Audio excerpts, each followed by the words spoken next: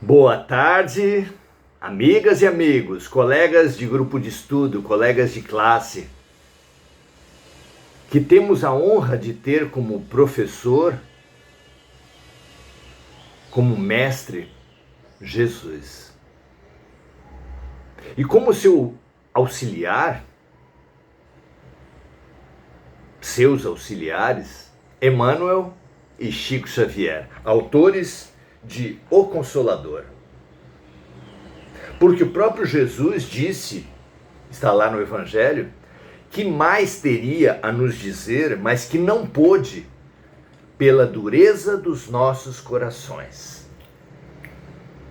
Todo educador tem que considerar o estágio mental e espiritual dos seus alunos.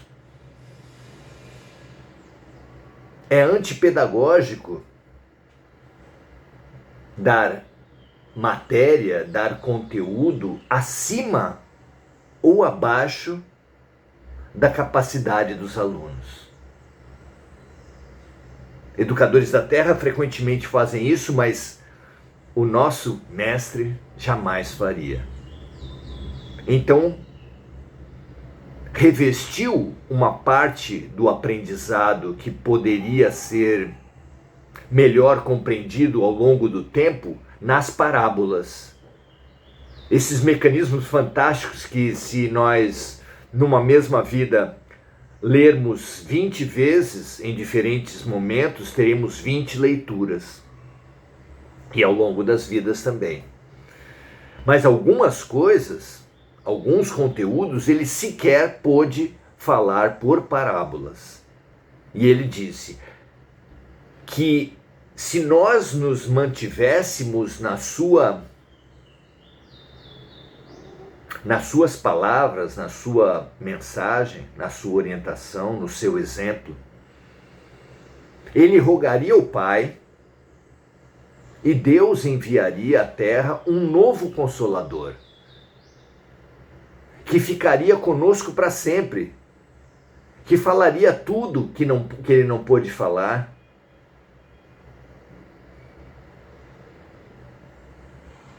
O Consolador prometido.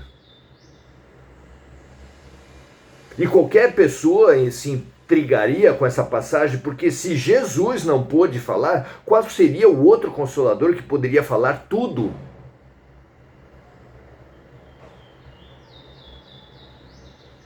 Parece, numa primeira visão, que nenhum educador pode falar tudo, que Jesus não pôde, porque a capacidade das criaturas se aprimora e cada vez que se aprimora, abre uma possibilidade de mais e mais aprendizado. Como poderia um profeta, um luminar, mesmo que vivesse 100 anos, dar conta de todos os estágios de amadurecimento para poder assim ensinar tudo?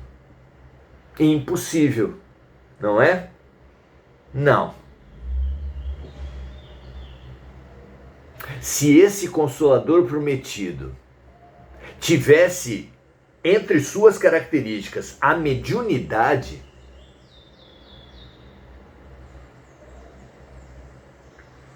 ele ficaria conosco até o fim dos tempos, porque a mediunidade existe desde que o homem é homem e vai continuar a existir para sempre.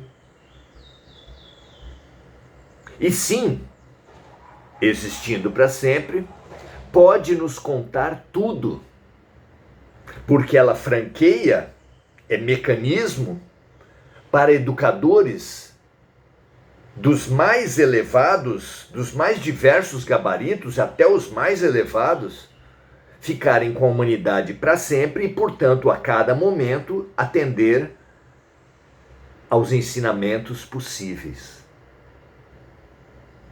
Disse Jesus que esse Consolador estaria dentro de nós. Tudo converge para entendermos como integrante desse Consolador prometido, pelo menos, a mediunidade.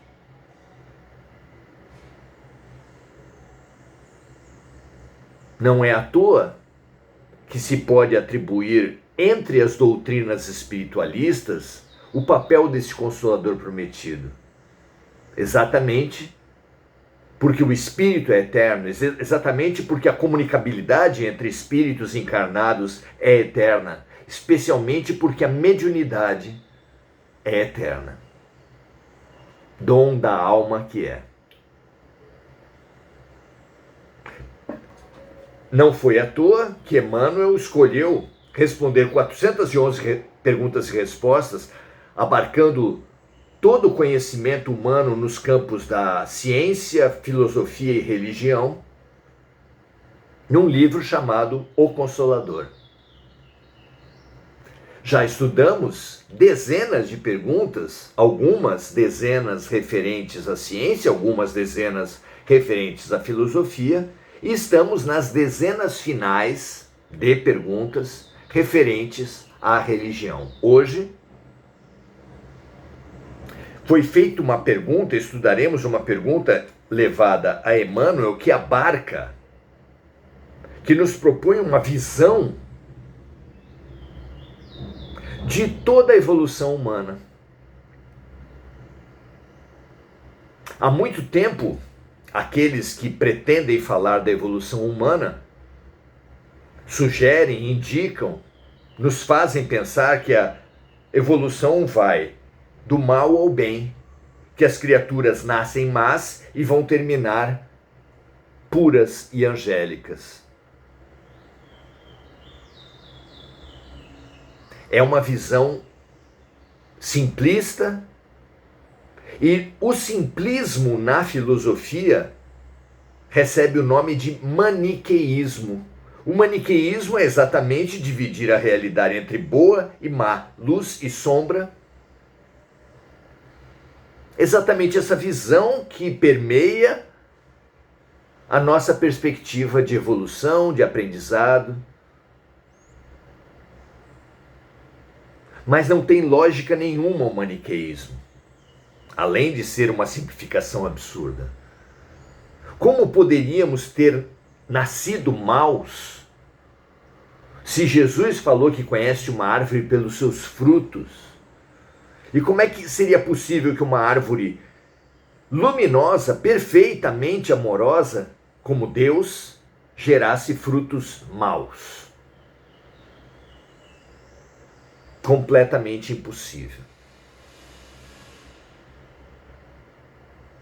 Então, se não nascemos maus, e se os espíritos primitivos geram tanta violência, guerra, estupros, corrupção, como explicar isso? A visão que os espíritos nos trazem é evolucionista, e de uma evolução maior do que a teoria de evolução de Darwin. Darwin propõe que a espécie humana seja uma evolução dos macacos, dos símios. Os espíritos falam que a nossa evolução, que a evolução do princípio espiritual de todos nós, vem do mineral, passa ao vegetal, em diversas jornadas. Depois esse mesmo princípio passa ao reino animal, e então o princípio espiritual está maduro para iniciar-se no reino humano, com destino depois ao reino angélico. Isso quer dizer que o homem primitivo ainda é um princípio espiritual alicerçado, caracterizado pela dinâmica animal. E qual é a força, qual é a característica básica do comportamento animal? Todos nós sabemos, o instinto. O instinto é a força que rege os animais. Em rápidas linhas, como caracterizar o instinto? O instinto faz a criatura animal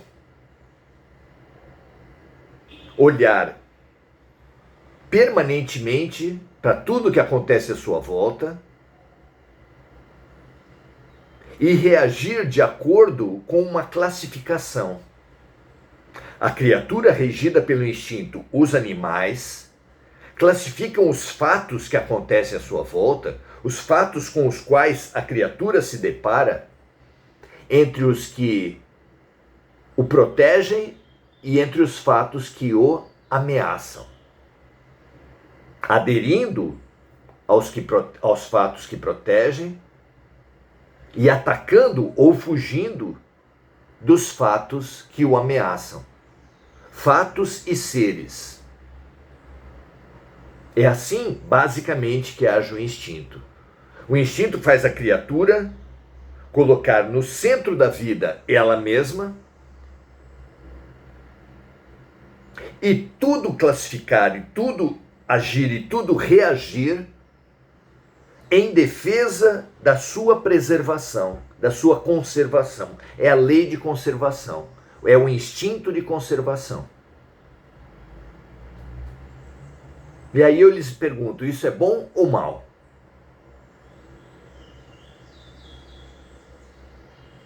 É característico, não é bom nem mal, é essencial para a sobrevivência animal.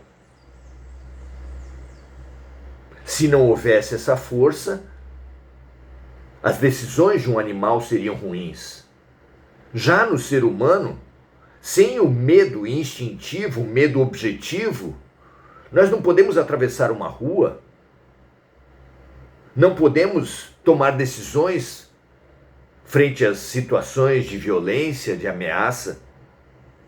O instinto e o medo, que é a sua ferramenta principal, quando objetivos, quando concretos, são essenciais para a nossa sobrevivência.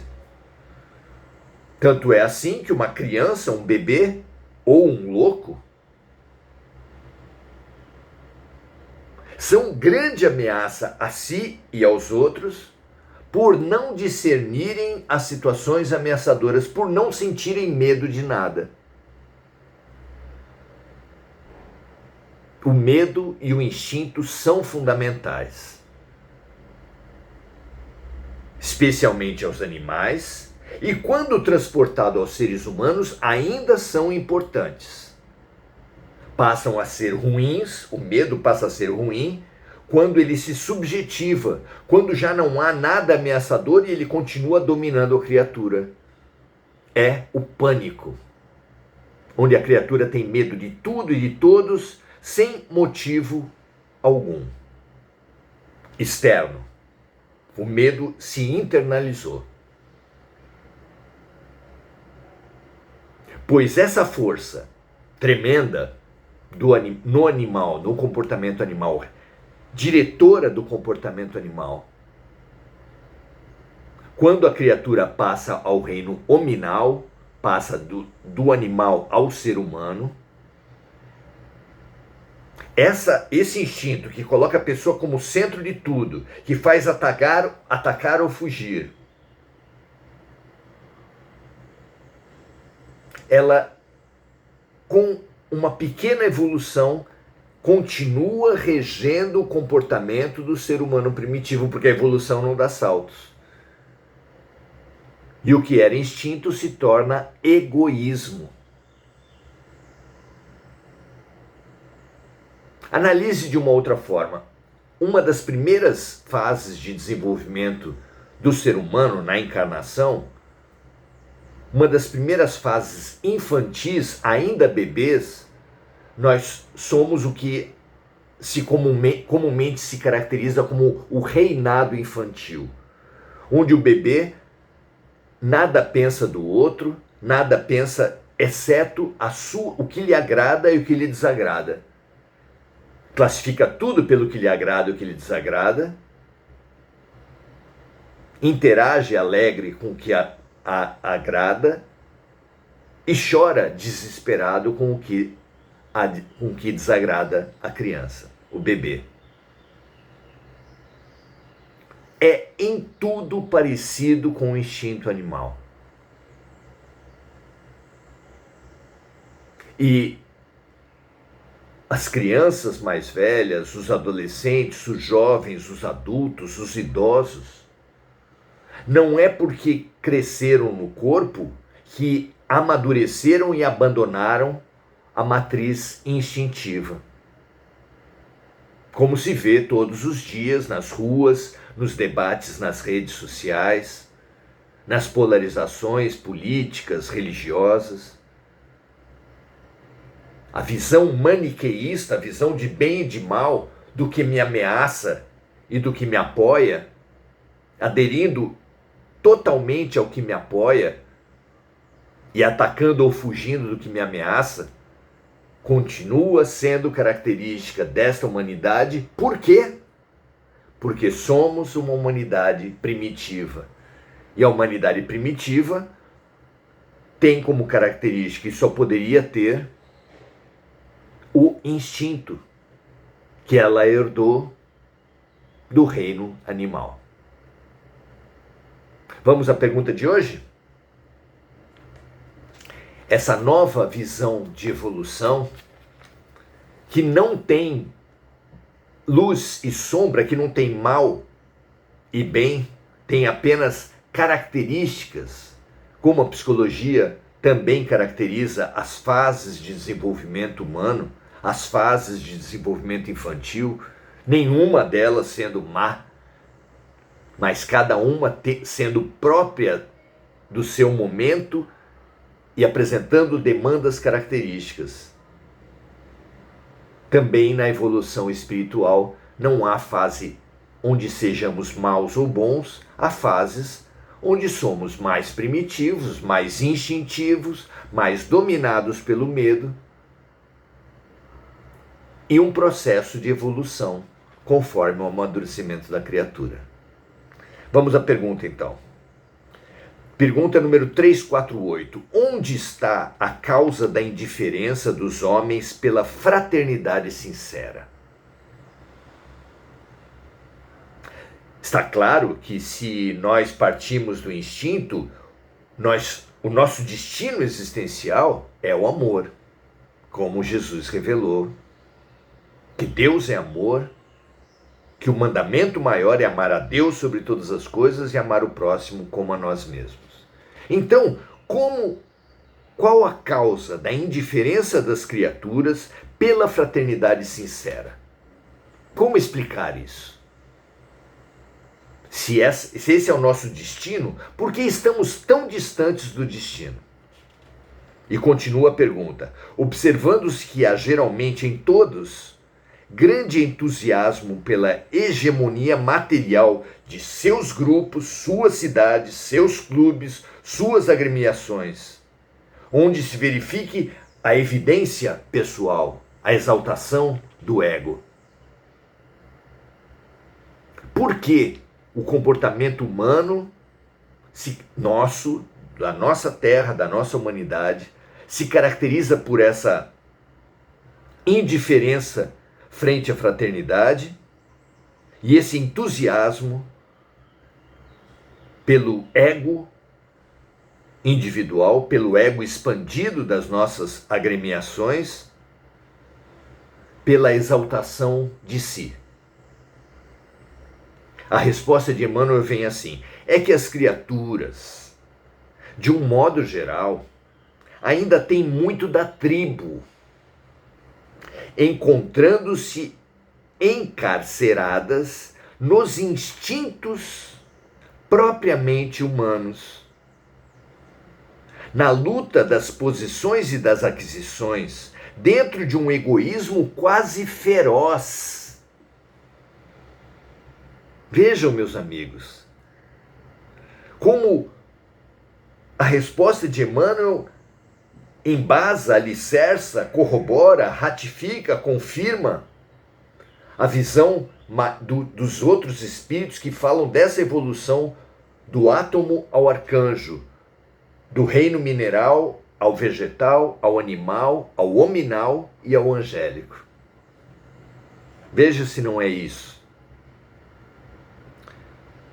dentro de um egoísmo quase feroz, a nossa humanidade primitiva vive, como se guardassem consigo indefinidamente as heranças da vida animal.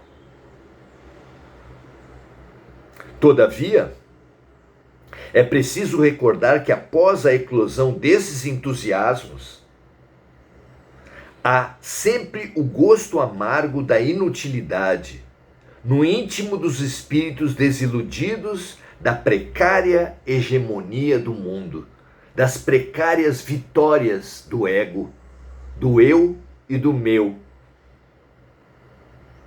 Instante esse em que a alma experimenta a dilatação de suas tendências profundas para o mais alto.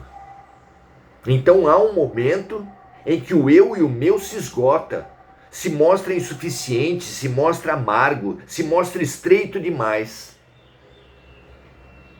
E a criatura sente, experimenta a dilatação de suas tendências profundas para o mais alto.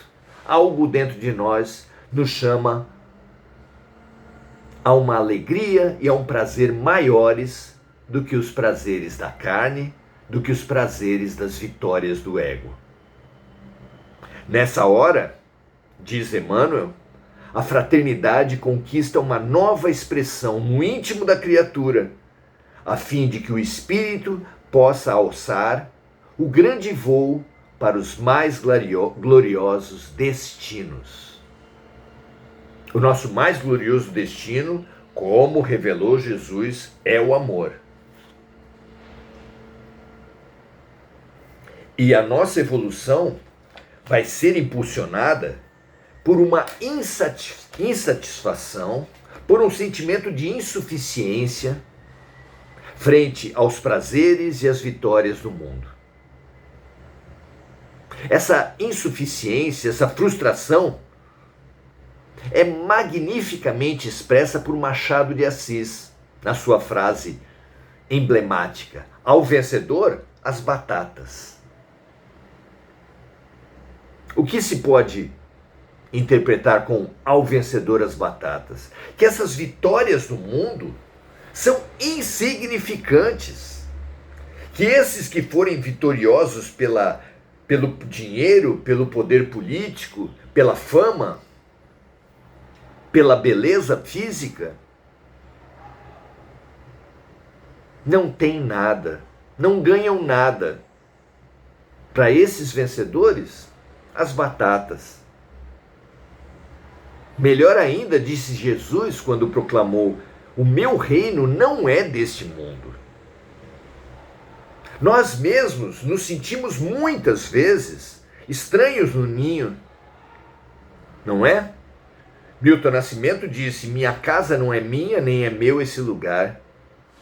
Por que essa sensação de estranhamento que nós sentimos ao ver as músicas que proclamam a violência, que humilham as mulheres, os grupos e as instituições que exaltam o racismo, que tentam fazer renascer o nazismo? Quando nós vemos essas manifestações violentas, egoístas, absurdas, nós não temos uma sensação de estranhamento? De onde vem isso? É porque já nos incomodam as vitórias que muitos perseguem. A supremacia racial já não encontra eco em nós. A raça superior não tem nenhum sentido para nós. O sexo superior, o sexo inferior, a religião superior e inferior, a classe superior e inferior, as profissões, nada disso faz mais sentido para nós. E isso é um sinal evidente de que as vitórias que nós buscamos, que as alegrias que nós buscamos,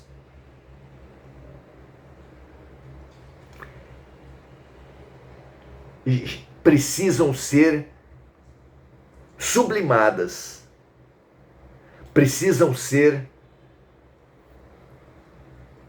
ampliadas, espiritualizadas. Que assim seja, que nós atendamos a essa ânsia mais profunda por mais alto, como disse Emmanuel. Que nós não vejamos nisso uma superioridade, mas um impulso para a superioridade, uma força que nos projeta para o mais alto. Que assim seja para todos nós. Muito boa noite, Marco Aurélio Trindade, Adelaide Dias, Diana Costa, Andréia Santos, Enir Cajazeira, Avelino Carvalho, Igor Galvão, Lúcia Galvão e Enir Cajazeira, que sempre nos conclama, nos convida a essa busca, a esse serviço, a essa energização da amiga Mônica Silva e, através dela, a todos os necessitados, os doentes, os carentes do universo, que incluem, é claro, todas as criaturas, todos nós. Muito feliz pela presença de cada um aqui, que a nossa amizade, que a nossa fraternidade, que o nosso grupo se mantenha, se fortaleça, nos encoraje, nos elucide e nos impulsione à prática do bem. Um grande abraço a todos, paz e bem, compartilhem se vocês entenderem que faz sentido e até a próxima.